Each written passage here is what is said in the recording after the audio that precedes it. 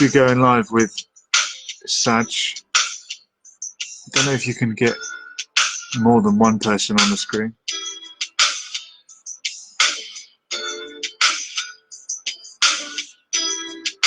So annoying when it does that.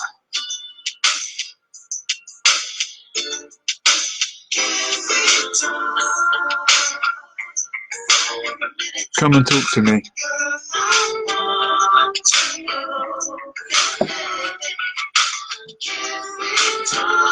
Anything you want to talk about, we will accept the topic.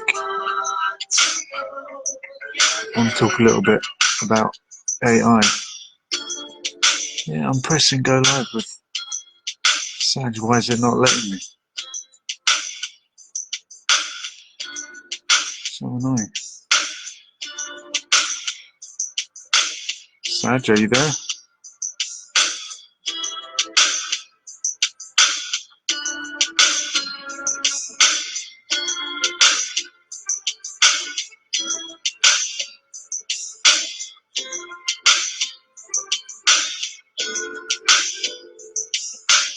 I've accepted it.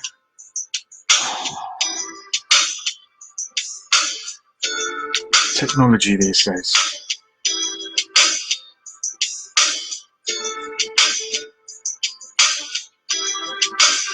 Saj, close it down and try again, mate. I'm going to cancel it and re-invite you.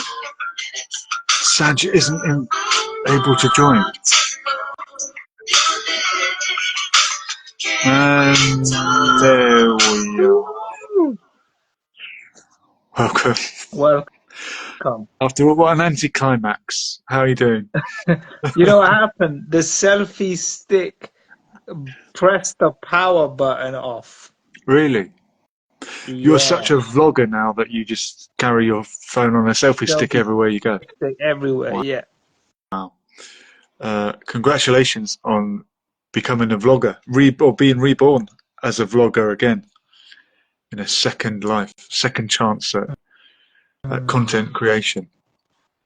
It's an amazing thing because it feels like you can just go anywhere with it, you know?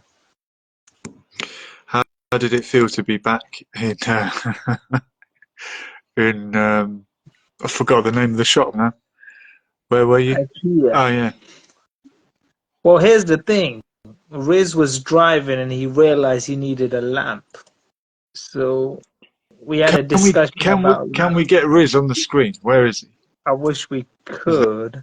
There's no chance. No. I could hear him.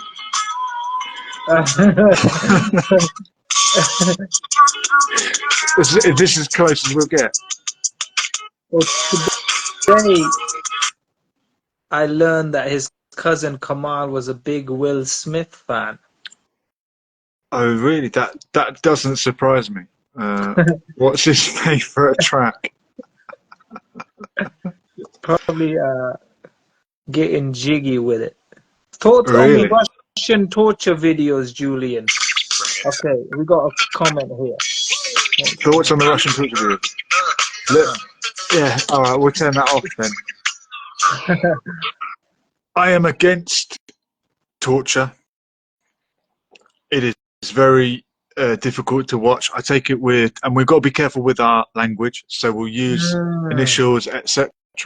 There was a horrific tea attack in Moscow, and IS have claimed it, have said that they were responsible, and the Russian authorities have captured Tajik people, most of them it seems, who committed the atrocity, and under torture, where one of them apparently being forced to eat his own ear after it was cut off. That's in some kind Van Gogh style. Van Gogh style torture, trying to get a confession out of someone. I'm against it. I'm also against terrorism. I'm also against radical fanatics that blow themselves up. But that's not what happened this time. These terrorists went into the building in Moscow and were shooting people, and they're now claiming that they did it for money, that someone paid them the equivalent of £5,000. Wow. I don't know what that is in rubles. It's not much to murder somebody. So these guys, to me, look like desperate How? drug addicts Why? or something. I don't think that they're really Islamic fundamentalists. And the faction of IS that have claimed it are known as ISK, as in IS that operate in Khorasan, and they only emerged like a couple of years ago. Yeah. So I don't accept the official story, and let's find out. Yeah, I'm against terror forms of torture for interrogation. Did you see the story as it happened? I think it was 2 nights ago. The attack in Moscow. Me, I just see it come up on someone's news feed, and he's like, "What happened here?" type of thing. I mean, if it had happened in any other European Yeah, city, I'm sure we'd still be talking about it. Yeah, that's what I thought. Little Miss Bina says, "What have I walked into? You've walked into carnage and destruction, and unorganized conversation." Yeah, we'll chop it up and put it in some sort of order later on. But you're welcome to jump on, Bina. Did you jump on video as well? I don't know if 2 is the maximum number we can get on the screen, or if we can have anyone else. I don't know. But the conspiracy, if you want to go conspiracy theory, Yeah. who are Russia's enemy at the moment?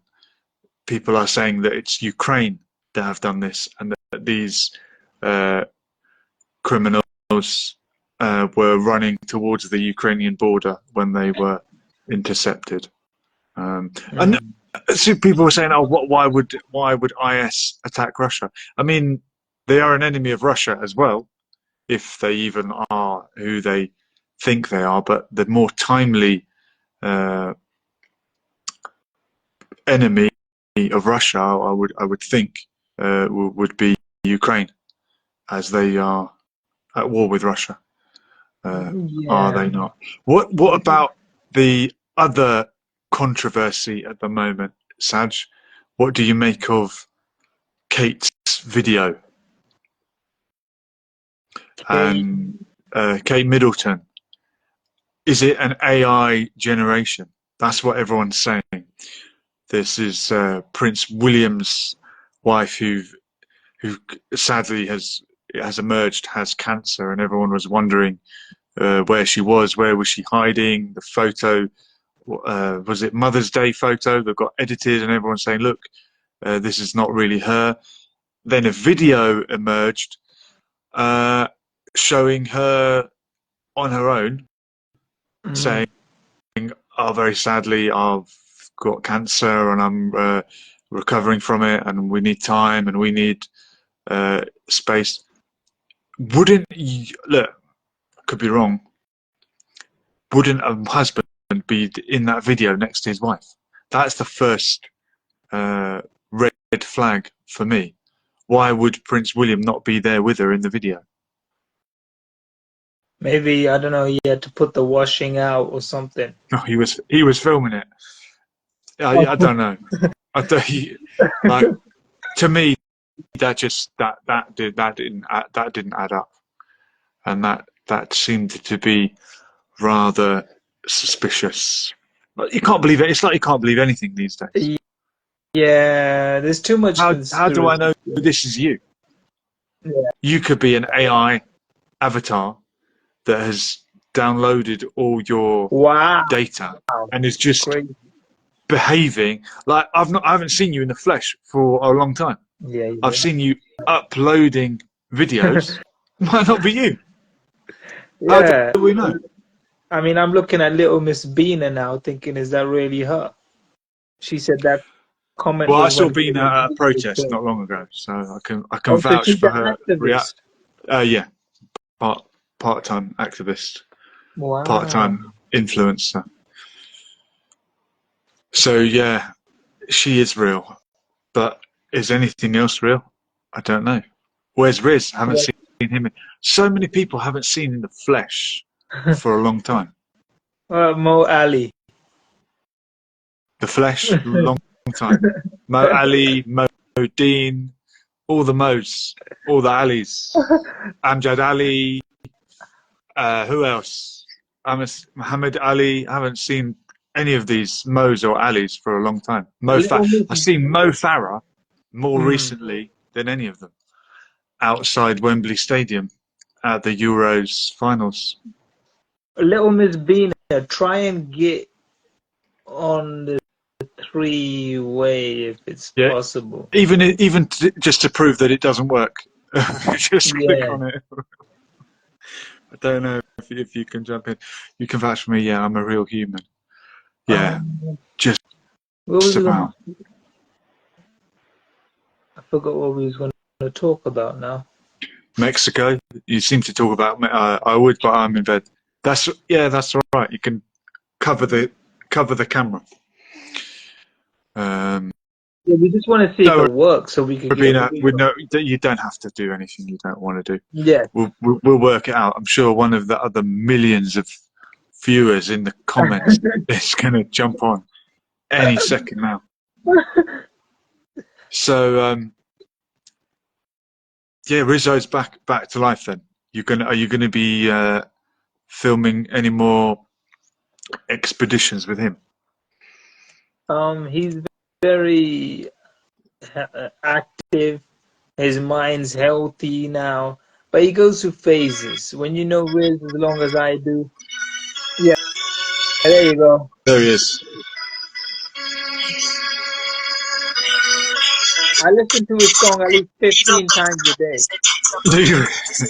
You're probably on it somewhere, aren't you? Or in the video? In the video of his a song called Maybe, and I was thinking of promoting his music on the channel because it's World for You, you know, and he is part of the world. Why not? Why not? I had the honor of being in his in one of Did his you? recent one of his recent videos, or if not his latest, but we always want another one. I mean, as long as people still exist, content will still be around, you know. It's only scary if people disappear, then we won't have no content, you know. We just got to make sure people stay alive. People are disappearing, and we're being told they're still alive when maybe they're not. Human interaction is disappearing. We just had a parents' evening online. Wow. How can you do that? How can you really get to know someone or have a human interaction with them if you don't meet them face to face? And this is what has happened over the last 3 years because of everything we went through out of necessity, apparently. Now it's convenient. Now a doctor's appointment is through the phone. Parents' evening through the phone. Physiotherapy through the phone. How the hell does that make sense? I mean, I went to my doctor, and this was probably the last time I ever went to the doctor. And she sounds like a joke. She said to me, "Go home. I'm gonna send you a YouTube link on how to get better." Oh my God! I couldn't believe it. Go home. I'm going to send you a YouTube link. Was it one of your own videos? Could you imagine? Yeah. Could you imagine? Bloody hell! Couldn't believe it. But that's the stage we're at now. Like you know when you used to phone 118 or whatever the number was before that. Mm-hmm. And it was like, press 1 if you want to pay £1.50 to hear someone sitting on Google finding some information that you could have found yourself. I'm sure many doctors train for years and years and years, but sometimes it feels like you're just speaking to somebody who is on the end of a computer punching in the symptoms and and feeding back whatever comes up to them. Yeah, Google Yeah. the symptoms. Yeah, Google the symptoms and send a YouTube video. But Dr. Bina will see you next. Bina, I was gonna ask you a question. What do you think? What would you say Ramadan represents? Is that a question for me or a question for Bina? Well, both of you actually. Is it Well, really about just, you know, a lot of people would say giving back to the so needy and the poor, feeling what they're feeling like, but it's it a sign feels of like Ramadan comes around quicker every year, and yeah. it does by 10 days, which means this year Ramadan has coincided with Lent for the Christians. And I saw a tweet, I think it was by one of the Tate brothers. No, what was it Andrew or the other one? Okay, Andrew Tate. As a Muslim, it warms my heart to see the resurgence of spirited Christian declarations. I pray Christianity regains its strength and protects its societies against the pervasive and constant erosion of morality by the devotees of Satan. If you accept everything, you stand for nothing. So, Andrew Tate recently converted to Islam, and he is close with his brother is Christian, I think, and he's saying, as a Muslim, I'm happy to see Christian countries returning back to their Christian faith. And some people are saying, "Oh, what are you talking about? We don't accept that in Islam. Islam is the only way." And there are other people who are trying to kindle this sort of closeness between the Christians and the Muslims as being believers, you know, whether in one religion or the other, they are people of the book. So yeah, controversial statement, but he always makes them. Someone saying, as a Muslim, you would know that true Christianity is Islam. Jesus is considered a yeah. We know all that, but I think during the time where the Christian month of fasting, Lent, has coincided with the Muslim month of Ramadan, it's a good time to encourage closeness between Islam and Christianity. Are you actually quoting Andrew Tate? What if he said something correct? What's wrong with that, Bina? A stopped clock is right twice a day, is it not? He might have said 100 incorrect things. I think he makes a good point about. I find it interesting that a Muslim is encouraging Christians to practice their belief, and equally, I would hope he would encourage Hindus to practice their belief, Sikhs to practice their belief. Have you heard of something I only came across recently, Saj, and I'm surprised about this? During the Mughal Empire, Yeah. and I know Baba Ali was named after one of them. Who was it?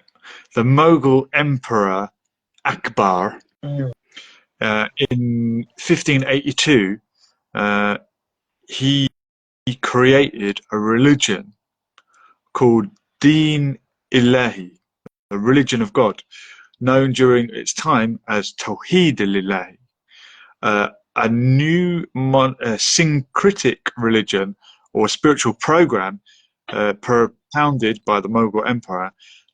It was based on the concept of all sects as one, Akbar promoted tolerance of other faiths and even encouraged debate on philosophical and religious issues. This led to the creation of the Ibadat Khana, the house of worship, which invited theologians, poets, scholars, and philosophers from all religions, including Christians, Hindus, Jains, and Zoroastrians.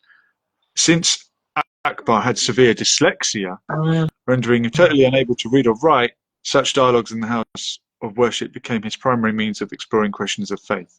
So this was a Mughal emperor, which was obviously the Muslim empire in the Indian subcontinent, saying, look, let's all be believers together, whether you believe in Hinduism, you believe in Christianity, we believe in Islam, we're all going to be one.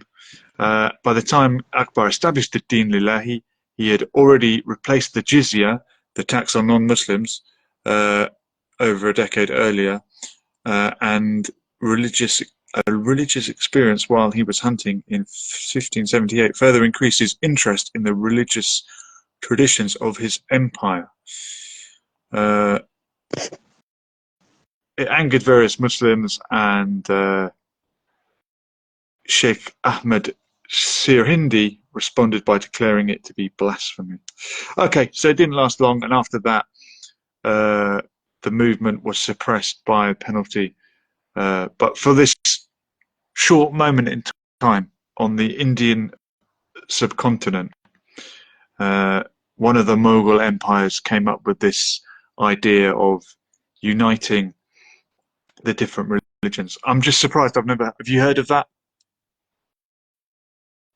I know that the Iranian or Shias have some sort of made up, not made up, but like a different version of, some sort of religion that, Like, I don't think he was saying, like, although they're calling it a new religion, I think he was just saying, look, this is a way of uniting the religions. And I just found it interesting. Akbar. What did Bina say? There's got to be so many other people to quote what he has quoted instead of him. Well, that's why we're quoting. We had to go all the way back to 15, whatever it was, to hear Akbar in 1582. And there are Muslim scholars who were on this tangent at the moment. I could mention, of course, Sheikh Imran Hussein, who is looking for that unity between the Christians and the Muslims, and he talks about it in terms of an end times prophecy. Muhammad Omar is saying Akbar the Great was indeed great, hence the name.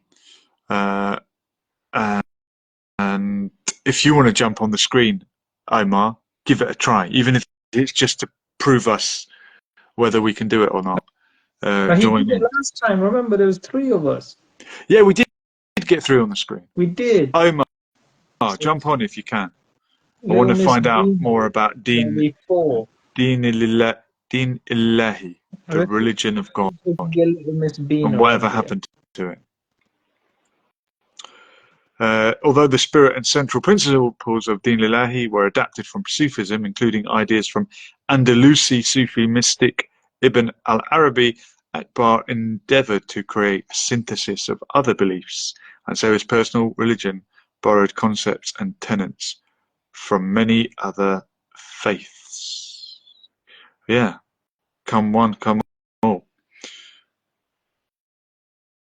The faith also adopted the principle of ahimsa, an ancient virtue of almost all Indian religions, including Hinduism, Buddhism, and Jainism. Yeah. Omar, are you going to jump on? Little Miss Bina. Maybe not, he might be, yeah. He might Little Miss Bina, just jump on, but just put the blanket over your head. Can't. Or wear a niqab. It's alright. It's alright, Bina. Don't feel pressured.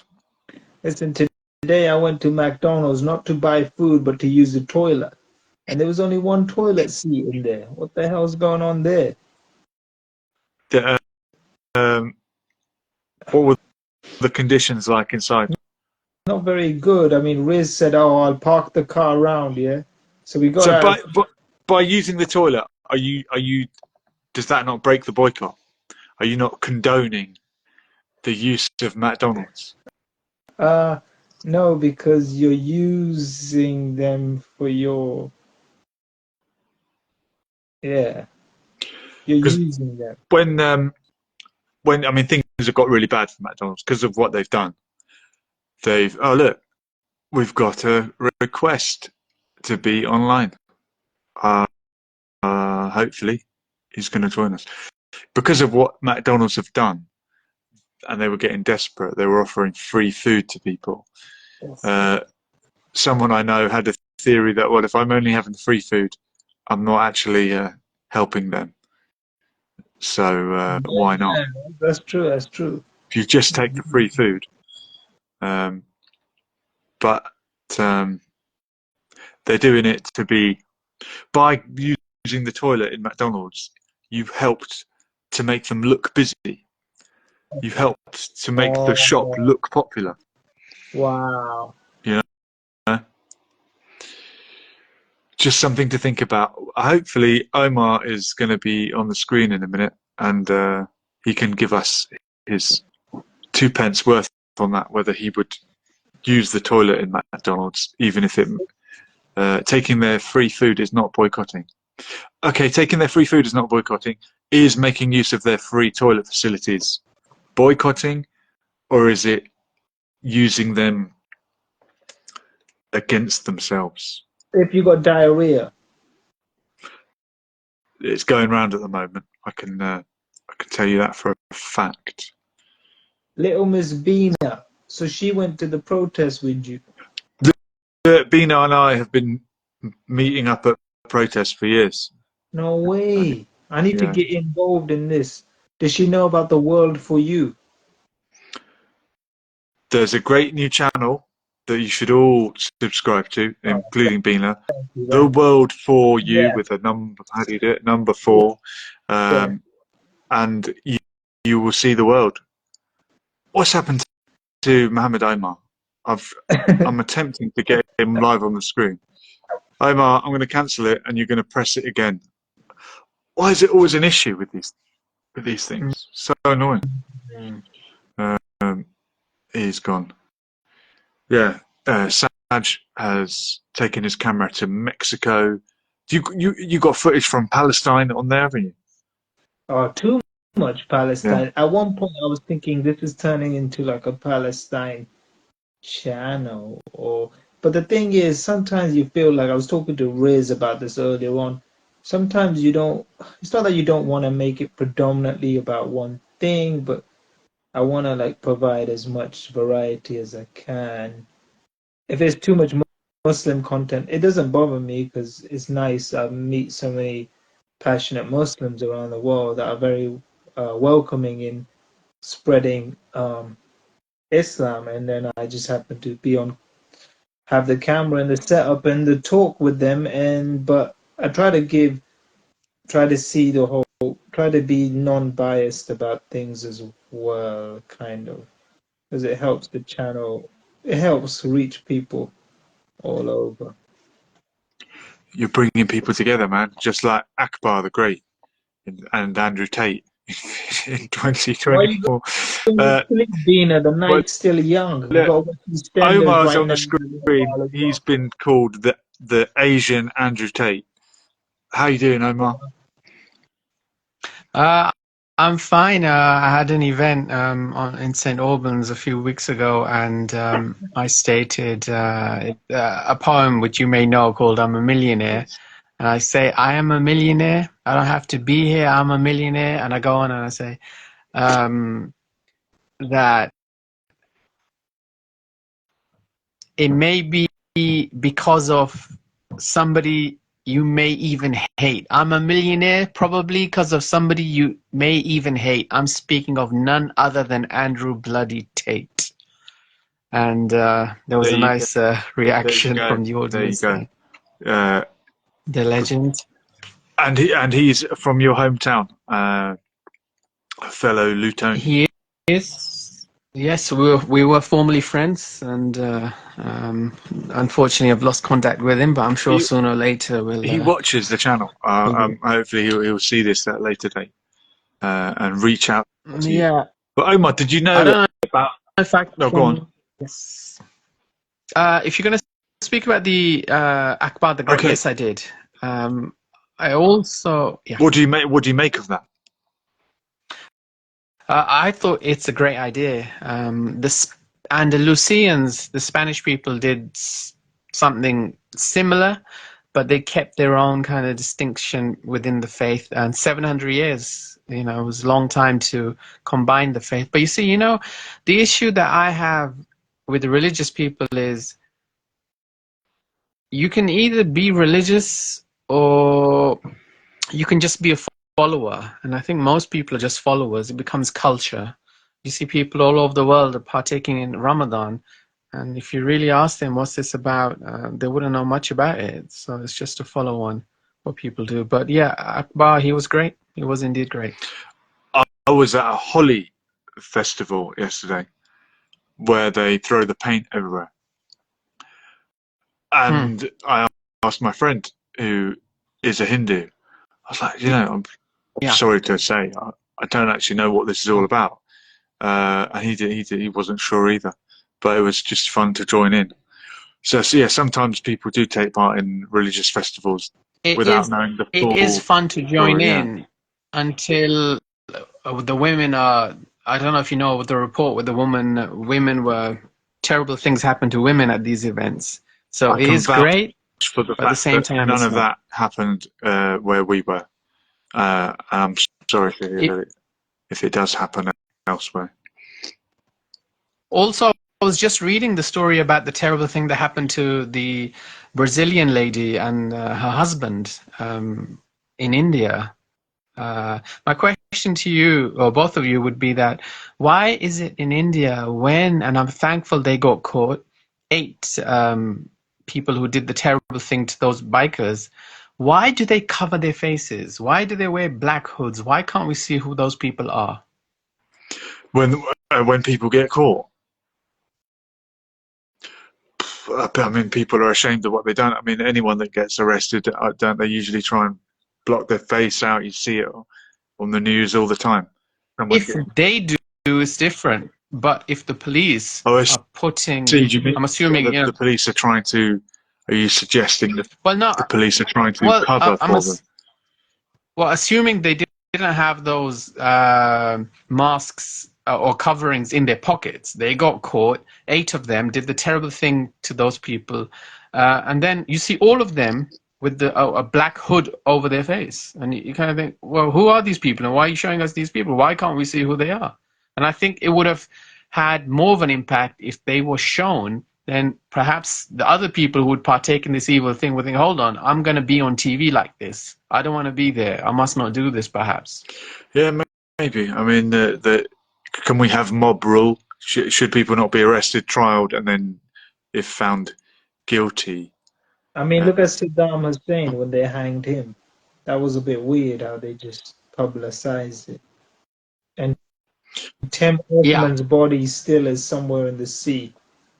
Whose body's in the sea? Well, Uday. Tim Osman.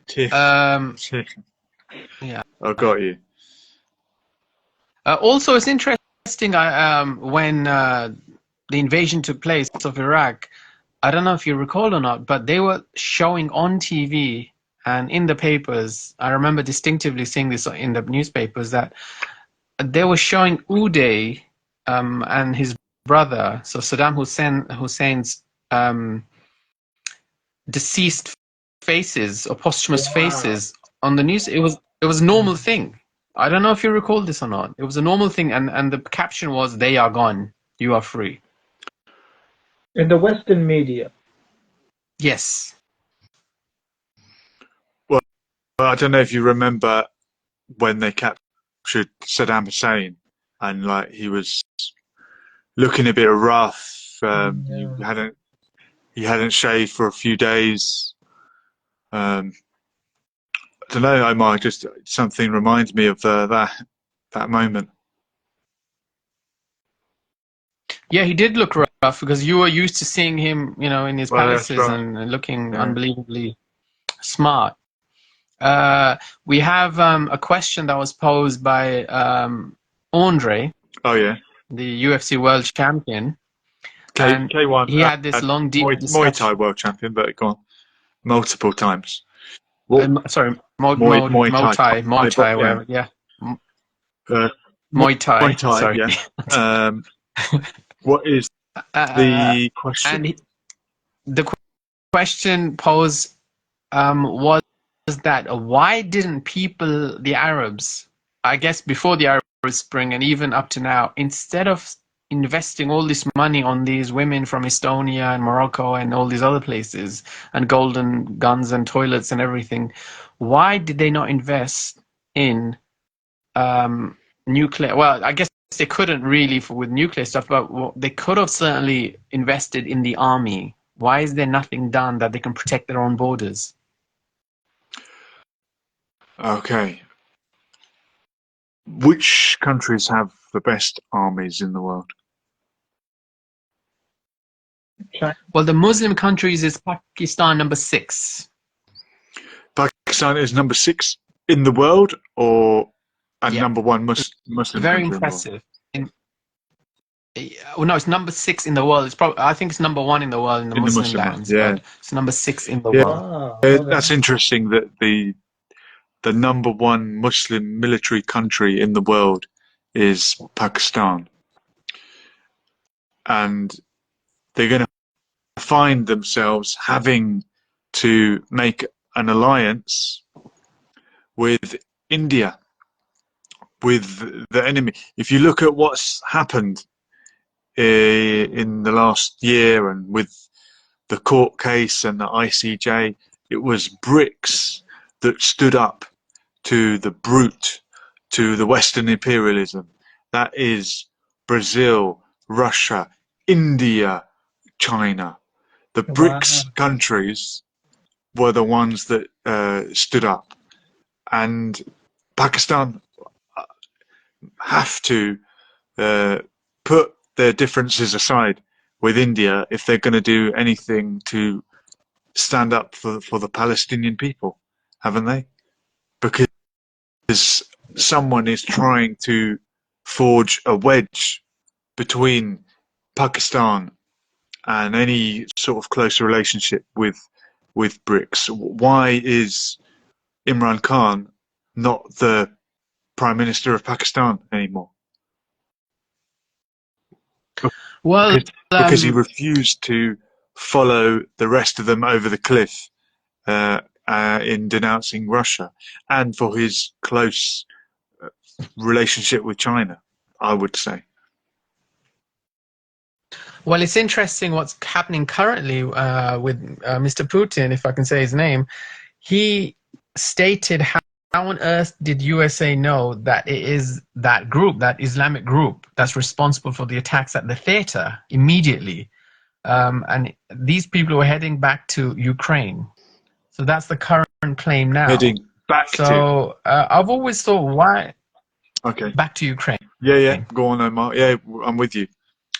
So they came from Tajikistanis, and you know, when I saw their pictures, they look petrified. I never understood, I don't know why I felt that they were forced to do this. Can this happen? Sad, you tell me. These people who are caught up in this, they take the lives of 700, 800 people or whatever, how many ever people. Is it possible that those people are forced, in your opinion? Or do they just do this because they hate those people? We're talking about... Which country we're talking about? The attack on Moscow the other night. And the culprits have been captured, and they look like petrified drug addicts that did something for $5,000. I've not followed it much, but they're claiming it's ISIS, as usual. Well, ISIS-K. Well, Saj, what's happened is the Prime Minister of Russia has said the president rather, he has said that it's impossible for them. They had a route going back to Ukraine, and how on earth would USA? How would they know that these people are responsible? We didn't even know. How could they know from there so quickly? So he has said it is not them. It is a different group. It's Ukraine, basically. This is what he's saying. So my question to you is, when I look at these people, their faces, they look scared. They look like they've been forced to do what we perhaps had to do. Yeah. Is that a possibility? Do you think? That is. It could be something behind it where, I mean, if you look at Russia right now, or since the Ukraine war, it's become so kind of hated on and boycotted and everything. Everyone looks at Russia as the big bad enemy. So if they could trick you or manipulate a situation like this, usually a terrorist attack normally gets people on one side and divides people on the other side. So it's usually the cause of, going back to the invasion of Iraq. As you know, it was nothing to do with Iraq, but Iraq had just happened to get invaded, unfortunately. So I think there could be the little theory behind it, in that fact that, yeah, there could be something deeper behind it. So you said Iraq was invaded, unfortunately. My question is, why do you think they were invaded at that time? It was just an easy way to get in there and get resources and oils and things like that because of 9/11, which had nothing to do with Iraq, but it was like, who do we find here? Let's find the enemy here where we could benefit from and just go and just ransack. I mean, George Bush multiple times is on record of just laughing about it now, or just saying, oops, we didn't, that was that we did, like everyone, even soldiers have just lost their mind over that. And because they knew what they did was wrong. I don't think war ever creates peace. It just creates destruction forever, man. Do you think we should abolish the armies in the world? I wish so. I mean, like, I hate I hate anything to do with, like, people having to get up, especially, most soldiers are just starting their life and they get pushed into that type of world, man. They're not even old enough to. They just left school and then they get manipulated into fight for your country and nationalism and all of this type of stuff. There's nothing wrong with being proud of your country, but it's one of those things that, it's cliche to say this, but it's like politicians that have a problem with each other, just get in the ring and sort it out. No matter if you're 70 years old, 80 years old, that's where it starts from. Old white guys in suits that are going on, arguing with each other about whatever else, and then it just turns everyone else is like the scapegoat. So yeah, it's not a good thing, man. Well, a couple of years ago, something tragic happened. I don't know if you recall it. Perhaps 5 or 6 years ago, we had a group, the Pakistani Taliban, they refer to themselves as such. They went into a school and they asked for particular students. They said, where is the son of so-and-so? Where is the son of so-and-so? And when those people raised their hands, they shot perhaps 230 kids in that school. And they left. The reason they stated, the reason we did this was because ordinarily what would happen is if somebody's going to attack a school, they attack everyone in the school. They don't care who the kids are, ordinarily. But in this case... But they're I'm sorry? sending a message to certain people. Well, in this case, they made sure certain kids were killed, and there was hundreds of them. There was 200 and something, I think, that were killed. Now, the reasoning they gave was, we want you to know how it's like for us as we lost our kids. That's the reasoning. There's no so reason. What happened was a drone was dropped, and it was many kids died on the other side due to the drones and so on. And now their reasoning was, we want you to know what it feels like to lose loved ones. What say you? I can't, like, for example, if anyone or a group of people or one person becomes a terrorist, I'm not gonna defend them, but at the same time, when your house is invaded, you've been bombed, even raped, or someone like by soldiers over some proxy war, and then you now see all of that. What doesn't, like, it's not I don't blame you for being a terrorist. I don't want to say that, but I'm saying that I can see how terrorists are created because of just they just see that as all of that evil and all of that destruction done to their family members before their eyes. You think they're gonna just grow up and be all smiley and happy? Like it's gonna turn them radicalized. So I think that what they did in that school was obviously totally wrong, but people try to look for reasons to justify their actions in that sense of, and I don't want to say what better, but what to send a message, boy, killing someone, whether it's on camera or in groups, and that will send a real message, man. And that's what these crazy people do, man. They just, you see it all the time in churches and mosques and things like that, where you get some crazed lone man, usually a lone wolf, sometimes just goes in and just starts shooting it up. What drives a person to go that deep is it could be society, as simple as that. Just the way people treat you, man, and you just end up going psycho, man. You do. I saw something which will stay with me for the rest of my life. There was an abused child who was 13 years old, and a man did all those terrible things to him. When the man was caught, they took him in the middle of the town center, I guess, or town square, and everyone around them threw stones to this guy until he was no more. Now, I can't say that this would end that type of abuse in Afghanistan. This is in Afghanistan. But I can assure you that those people who are there and their family members and others in that town will never do such a thing ever again. Should we implement some type of punitive punishment as such to deter this evilness? Because I just read the story about the girl and her husband that were on a road trip who had been through 63 countries and were safe. Unfortunately, when they got to India, they were abused in that way by 8. Certainly that girl was by 8 men. So do you think we should bring this type of punishment back to the courts to deter people from ever even thinking about doing this evil act ever again? Yeah, I mean, like, if you have some sort of fear of some government rule or some punishment, like Saudi Arabia has, I don't know if they still have it. These days, Saudi Arabia is becoming a bit commercial, let's say.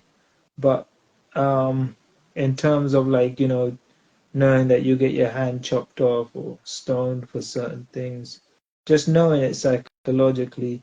When I went to Cuba, I never, you don't experience issues there because as poor as they are and as vulnerable as you are, they know that if they even tried it with anyone, the punishment, they do not want to end up in a Cuban jail or anything. They're already living rough, but they rather, you know what I mean? So the crime there is so non-existent just based on how they're ruled. And I remember I was borrowing some guy's SIM card, and because over there everything's so limited, you can't even find food, basic food sometimes. It's quite sad actually. But I remember when I was leaving, I was gonna give his SIM card back, of course, but he was so like anxious about me giving it back because he said it's gonna cause him all sorts of problem because everything is regulated by the government, and you are so kind of like I don't want to say controlled, but you're so kind of, you are governed in a way there where you just don't want to mess about with them, man, because you know the repercussions of what can happen. So the UK, like, it's weird, man. I'm just talking from the UK's point of view. Like, you can murder someone and get 20 years, and to me, that doesn't seem like enough, really. You know what I mean? Yes, when you watch documentaries from the USA, people take lives and they go back in, you know, and this, at the very least, they go into prison with no parole, you know, and here we let the people out in 15 years. I knew a guy, Why do you think? a Pakistani guy. He was a friend of mine, but fortunately for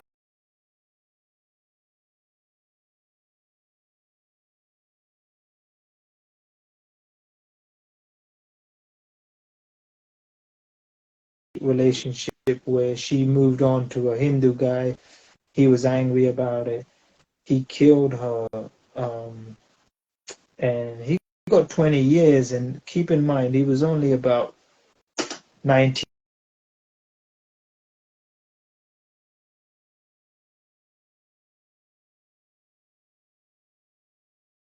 I'm not saying that people forgive people for all sorts, but you know, giving your daughter to someone that's killed someone is kind of crazy. Well, I don't think the father even has a say in that. It's not giving. It's interesting you even mentioned that, but I don't think the father would have a say, because I don't think anybody wants their daughter to marry anybody in prison, to say the very least. My question to you regarding what you just mentioned about your friend: normally people would move away from their ex and never even think about her. Why did he take her life? Did he do it because it was a Hindu man and that was too much for him?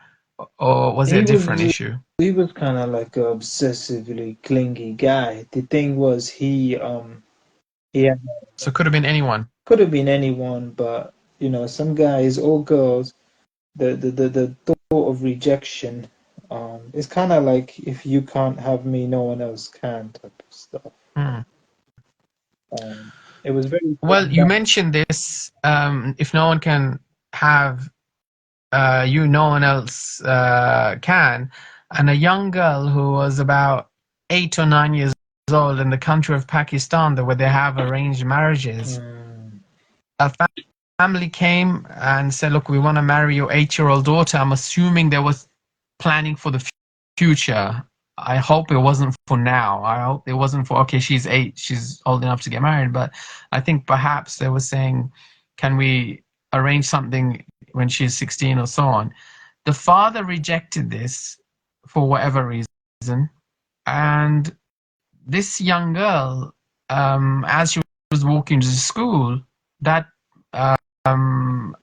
man who was intending to be her husband in the future, I assume, threw acid on her.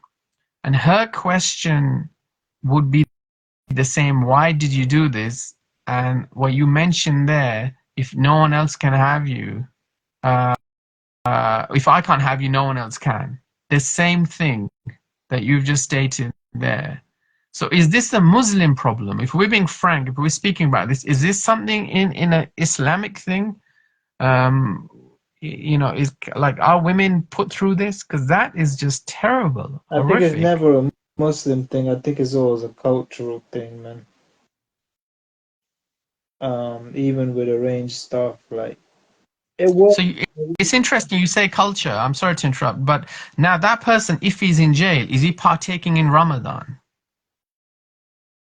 Yeah, possibly. Yeah. Is he going to his prayers on Friday? Possibly. Yeah. Is he reading the Quran? Yeah. So that's not culture. That's religion.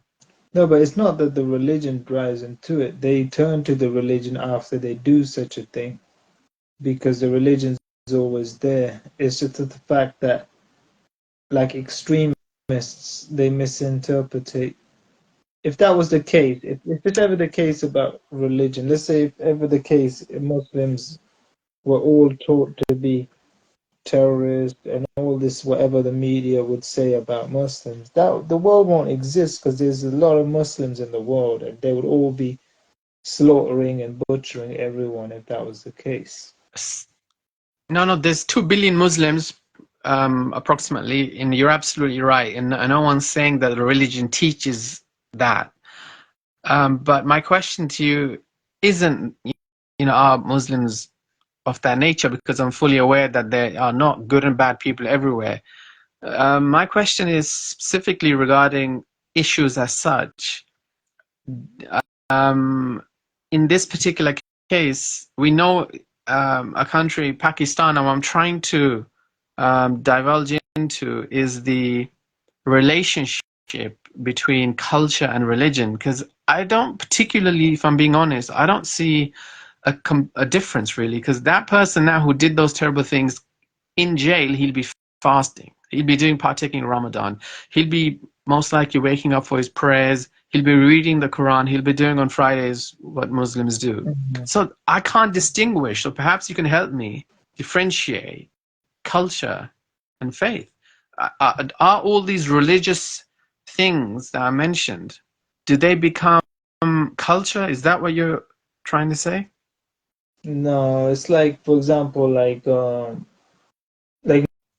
nowhere in religion it says, let's just say arranged marriages is mainly like, let's focus on Pakistan, India, Bangladesh, maybe some other countries as well. So culturally, like people would, it's normal. Their daughter's young, they'll give them to, a family member they know or a family they know well, and it's already arranged. And don't get me wrong, like there's not a success rate. It works for people, it's worked for hundreds of years, arranged marriages and things like that.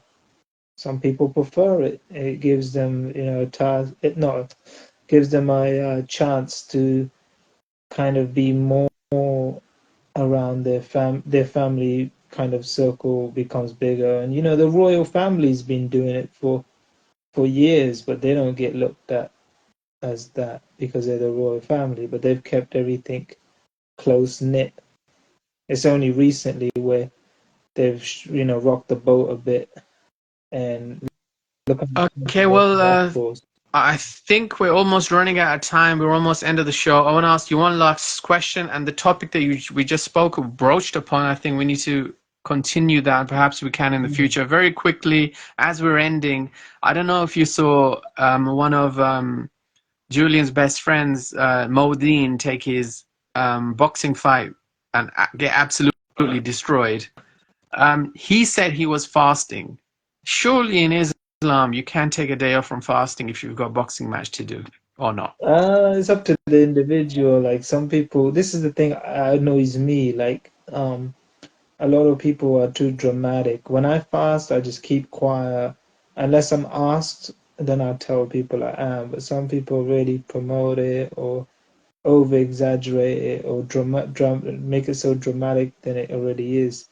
There's athletes that still perform to their best, even better when they're fasting. And Modine's not exactly an athlete, but he is a bit of a character, so I won't take what he says seriously. Well done, Omar. Well, thank you Well very done, much. Saj. Thank you, Yeah, man. Look forward we'll catch to up soon. Well done, gentlemen. I Take care. like this. See you later. Bye bye. Thank you. Goodbye.